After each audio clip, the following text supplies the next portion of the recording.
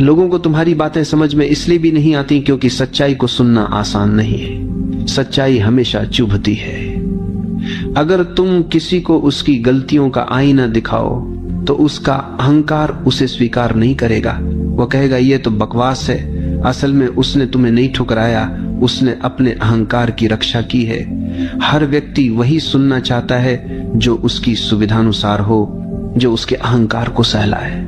लेकिन जब तुम सच्चाई बोलते हो तो वो उसके खिलाफ जाती है, इसलिए तुम्हारी बातें उसे समझ में नहीं आती। समस्या ये भी है कि लोग शब्दों को समझते तो हैं लेकिन भाव को नहीं समझते।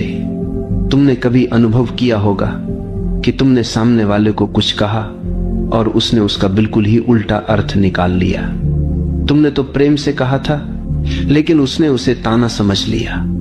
तुमने सचेत होकर कहा था लेकिन उसने उसे आलोचना मान लिया। ऐसा क्यों होता है? क्योंकि लोग शब्द सुनते हैं लेकिन भाव को नहीं पकड़ पाते, और भाव पकड़ने के लिए संवेदनशीलता चाहिए, मौन चाहिए। आज का मनुष्य संवेदनशीलता खो चुका है। उसका ध्यान केवल सतह पर है। गहराई में जाने की उसकी क्षमता धीरे धीरे समाप्त हो गई। यही कारण है कि हमारी बातें उसके दिल तक